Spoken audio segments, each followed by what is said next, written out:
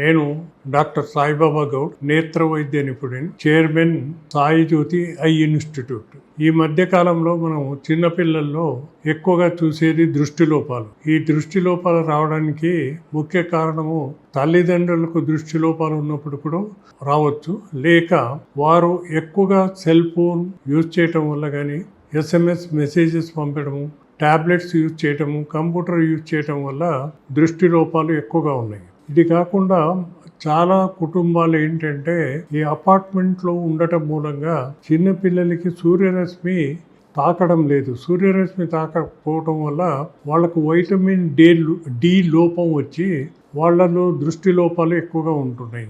దీనివల్ల ఏంటంటే మనం ఏ స్కూల్కు వెళ్ళి పరీక్ష చేసినప్పటికి కూడా 10 మందికి పైగా 100కి దృష్టి లోపాలు ఉన్న వాళ్ళు ఉంటారు. కొందరు మాత్రమే కంటి పరీక్ష చేయించుకొని అద్దాలు వాడుతుంటారు, కానీ చాలా మంది అద్దాలు లేకుండానే ఉంటారు. కొందరు విద్యార్థులు ఏంటంటే దృష్టి లోపాలు ఉన్నప్పటికీ కూడా వాళ్ళు అద్దాలు పెట్టినప్పుడు అది పగిలిపోవటం కానీ మళ్ళీ ఎగ్జామినేషన్ చేయడం లేదు. దీనివల్ల ఏంటంటే దృష్టి లోపాలు ఎక్కువగా పెరిగిపోతున్నాయి.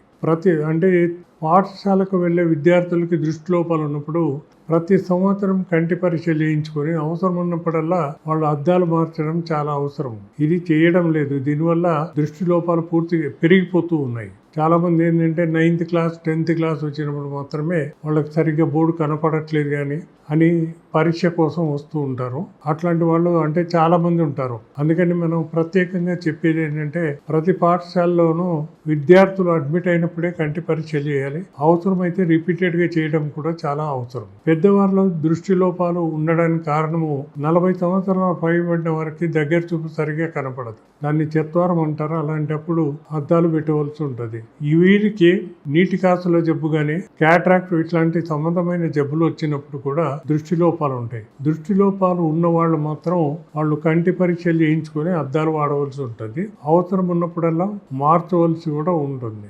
గ్లకోమా అనే జబ్బు ఉన్నప్పుడు అంటే ప్రెషర్ ఎక్కువగా ఉన్నప్పుడు వాళ్ళకి అంటే ఐ డ్రాప్స్ రెగ్యులర్గా యూజ్ చేయాలి. అది చేసినప్పటికి కూడా వాళ్ళు కంటి పరీక్షలు చేయించుకొని అవసరం ఉన్నప్పుడల్లా మందులు మార్చవలసి ఉంటుంది. గ్లకోమా నీటి కసల జబ్బు ఉన్న వ్యక్తి మాత్రం ఎప్పుడూ డాక్టర్ పరిమితిలోనే ఉండాలి. వాళ్ళు కంటి పరీక్ష చేయించుకుని వాళ్ళ మందులు వాడవలసి ఉంటుంది. దృష్టి లోపాలు ఉన్న వాళ్ళు కంటి పరీక్షలు చేయించుకుంటూ ఉండాలి.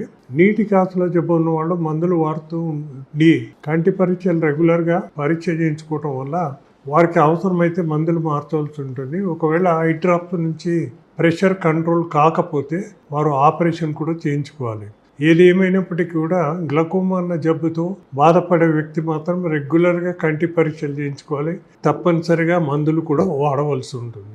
బలమైన కారణము దృష్టి లోపాలకి క్యాట్రాక్ట్ కూడా కావచ్చు. అంటే క్యాట్రాక్ట్ ఉన్నప్పుడు వ్యక్తికి మనం అద్దాలు పెట్టినప్పుడు కూడా వాళ్ళకి చూపు ఇంప్రూవ్మెంట్ ఉండదు. అలాంటి వ్యక్తి ఆపరేషన్ కూడా చేయించుకోవాల్సి ఉంటుంది.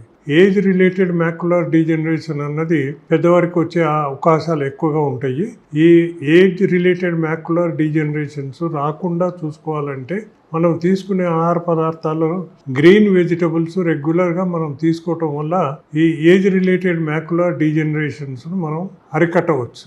దీనివల్ల చూపు తగ్గిపోతుంది. అందుకని చాలామంది ఏంటంటే వారు తీసుకునే ఆహారంలో గ్రీన్ వెజిటబుల్స్ తీసుకోకపోవటం వల్లనే ఈ జబ్బు వస్తూ ఉంటుంది. ఒకవేళ కనుక మొట్టమొదట మనం గుర్తించగలిగితే కంటిలో ఇప్పుడు ఇంజెక్షన్స్ కూడా వేయడానికి అవకాశం ఉంది. దీనివల్ల మనం చూపు తగ్గిపోకుండా కాపాడే అవకాశం ఉంటుంది. దృష్టి లోపాలు ఉన్న వ్యక్తి అద్దాలు వాడి అవసరమైనప్పుడల్లా మళ్ళీ పరీక్ష చేయించుకొని అద్దాలు మార్చవలసి ఉంటుంది. అవసరం ఉన్నప్పుడల్లా సరైన మందులు కూడా వాడాలి. ఈ దృష్టి లోపాలు రాకుండా చిన్న పిల్లల్లో మనం ఏంటంటే వాళ్ళకి వైటమిన్ డి లోపం ఎక్కువగా ఉంటుంది కాబట్టి వాళ్ళని సూర్యరశ్మికి ఎక్స్పోజర్ ఉండేటట్టు చూడాలి. దీనివల్ల ఏంటంటే వైటమిన్ డి లోపం రాకుండా వాళ్లకు చూపు తగ్గకుండా మనం కాపాడే అవకాశం కూడా ఉంటుంది.